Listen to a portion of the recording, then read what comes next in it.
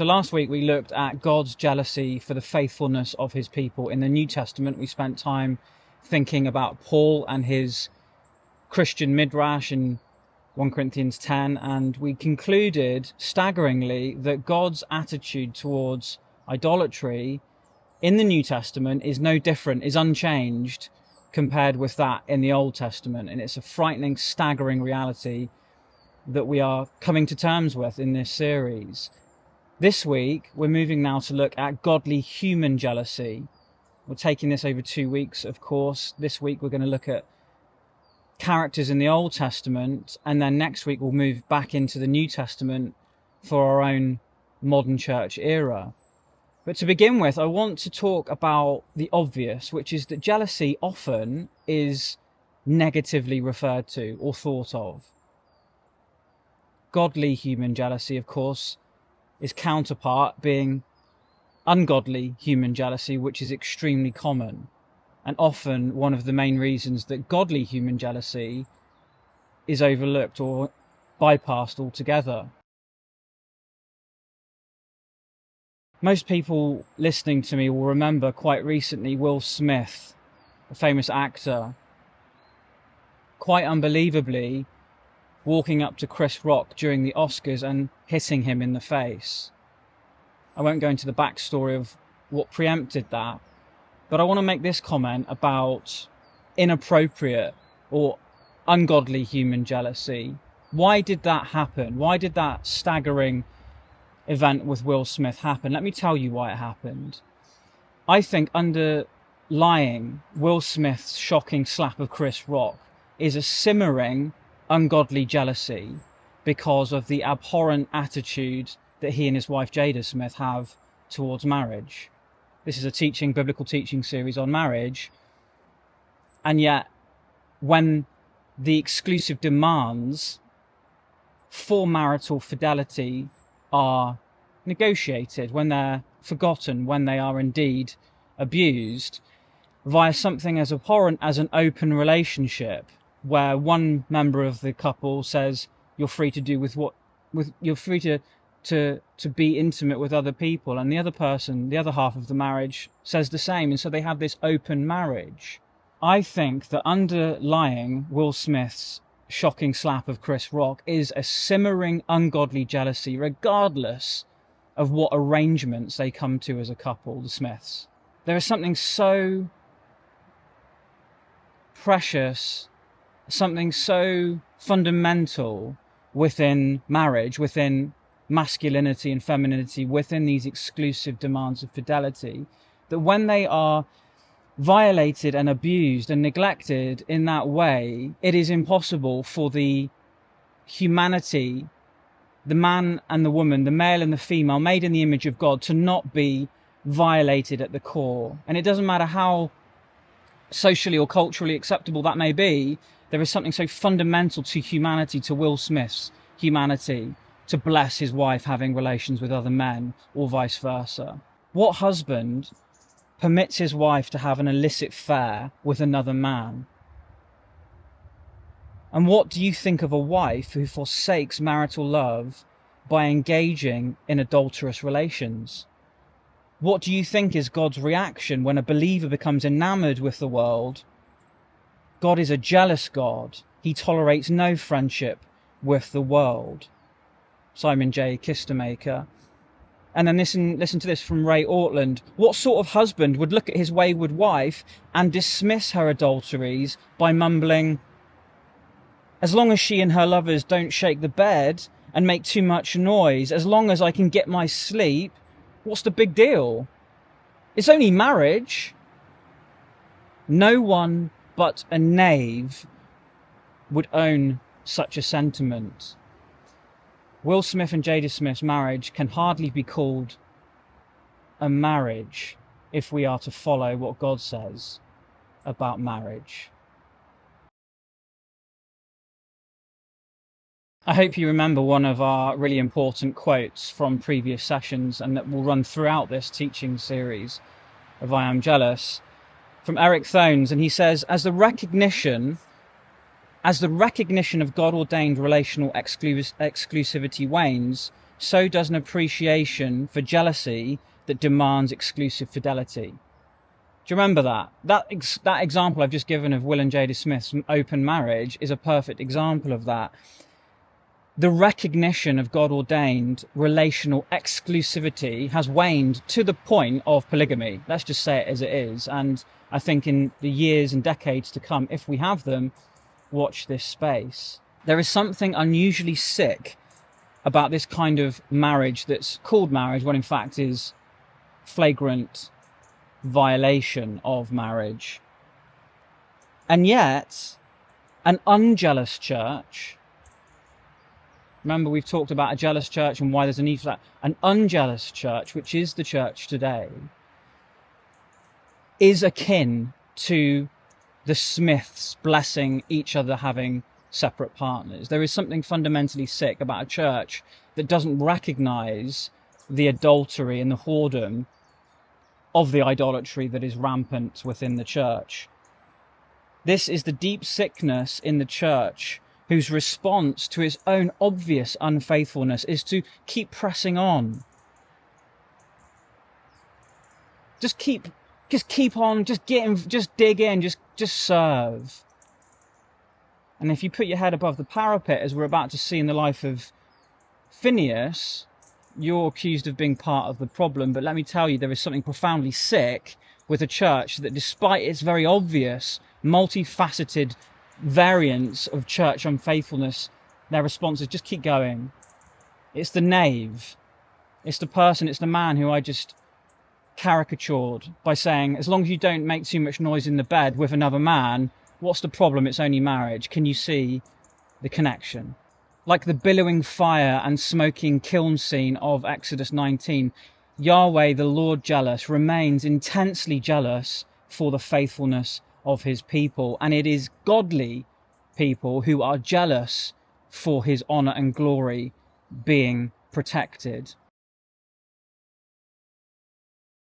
So then, the obvious 5 stalwarts that stand out in both Old and New Testaments representing godly human jealousy are Elijah, David, Phinehas, the Lord Jesus Christ himself, and the Apostle Paul. For the sake of time, I can't go into all of them, but I would encourage you to look at the scriptures that I provide in the ebook, the free ebook without charge at the end of this series that you can do your own study for. In each of the passages that I provide, the word kana, remember our critical word, kana, jealous, or zelos, are present in those verses. We come to Phinehas, where it's described in the passage in Numbers 25 that we're about to come to as the zeal of Phinehas. I actually think that should say the jealousy of Phinehas. If you remember the relational element that constitutes godly jealousy, in other words, that zeal isn't necessarily always jealous. It doesn't always have the relational element that jealousy always does. God and godly persons are intensely jealous for God's glory and the faithfulness of his people. Godly human jealousy for God's honor and glory represents the highest form of human jealousy. Human jealousy that is most like God's seeks his glory above all else. The jealous person desires this response from others. This is why I'm doing these videos, because I desire, for however few it may be, if you're listening to me, if you're watching me, if you're tracking, I desire for you to be jealous for God's glory in the way that Phinehas was, that we're about to see. And not just Phinehas, it's not just an Old Testament reality, this is the standard of the New Testament.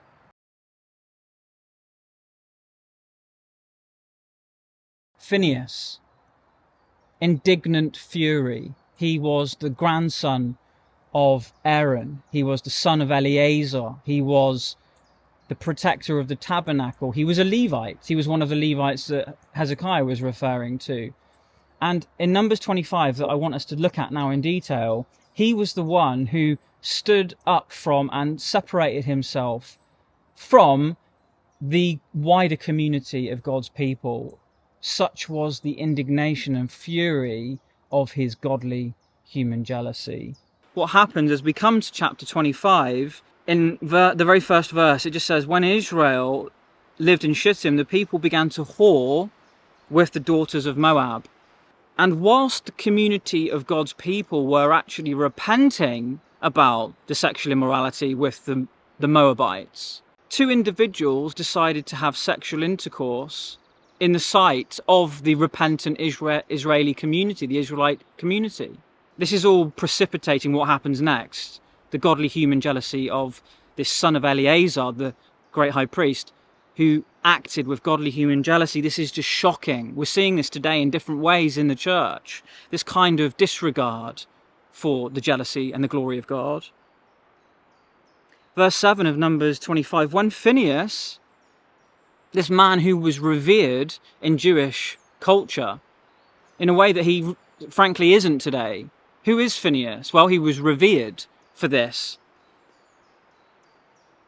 Phinehas, the son of Eleazar, the high priest, saw it. He rose and left the congregation and took a spear in his hand and went after the man of Israel into the chamber and pierced both of them, the man of Israel and the woman, the Midianite woman, through her belly.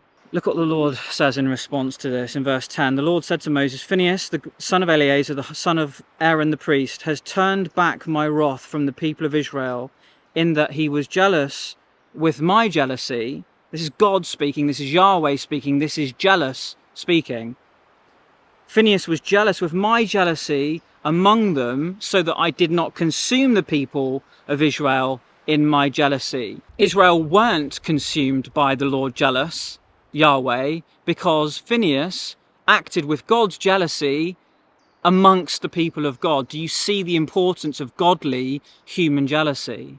The consequence of Phinehas' action was to begin a war with Midian. We see, if you flick over a couple of pages to chapter 31, at the beginning of chapter 31, and Moses said to them to the war, 1,000 from each tribe, together with Phinehas, the son of Eleazar, there he is, leading the people. This is the jealous warning at the heart of the covenant promises of God. This moment where these two individuals copulated in the midst of a repentant people who were already adulterous was a direct violation of the first commandment, polytheism, the second, idolatry, and the seventh commandment, adultery. It was physical and spiritual adultery. Can you see how the physical represents the spiritual? And it is the same today. More often than not, the person expressing that, like Phinehas, is labelled unloving, unteachable, not pastoral, not godly, not biblical. The very thing that God demands and expects and loves is condemned by the people of God. Phinehas saw the breach of God's exclusive relational expectations and demands brought about by the nation's adultery. This public harlotry brought Phinehas to his feet in an indignant fury and mirrored God's response. I bring us back once again to March 2014. Where were the men and women of God indignant in this kind of godly human jealousy, getting to their feet regarding the preciousness of marriage being redefined in UK law? Is the problem today in the church that we have too many rogue Phinehas's clearing the temple? Or is it that we don't have enough Phinehas's today? What strikes you as the most obvious answer to that question? Phinehas represents that fundamental attitude of Yahweh which defends his own honour and the actions he takes to defend it. God didn't condemn Phinehas, obviously. He rewarded him. He praised him. As I said, he was held in reverence within the Jewish community.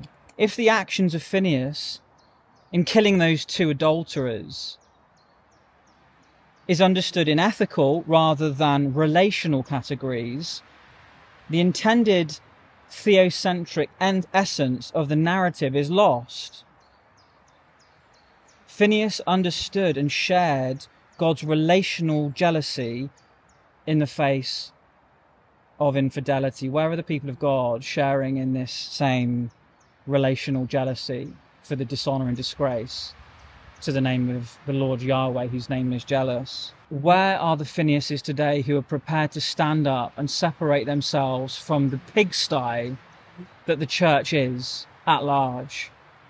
The ecumenical mess, the slop that is akin to an Israelite and a Midianite woman having sexual intercourse in the sight of a repentant nation whilst they had been rebuked for sexual immorality. This is an extension, a gross extension of Exodus 32, and it is, unfortunately, it is the bent in humanity within the church that, regardless of Christ's sacrifice on the cross, continues. It shouldn't, but it does. And that's why it's time for judgment to begin in the house of God, not in the Gentile heathen nations who can't be expected to be godly. I want to say this in closing, that I think people, and you may be one of them listening to me, are having difficulties in their marriage, their own marriages and their own households and their own families, their spousal relationships, as well as those with their children and extended family, because they tolerate the spirit of whoredom in their relationship with the Lord, oftentimes by association and attachment, which renders them culpable. I know that's true. Some of you listening to me are having problems in your marriage and with your children and extended family because you tolerate spiritual whoredom, false doctrine, agree to disagree when we should never do that. The answer to your own marriages surviving and being redeemed and healed and glorifying God is submission, is the submission to God's way. The family is a microcosm of the gospel. And when we get the family wrong, we misrepresent the gospel, we misrepresent God. Next week, we're going to look at godly human jealousy in the New Testament.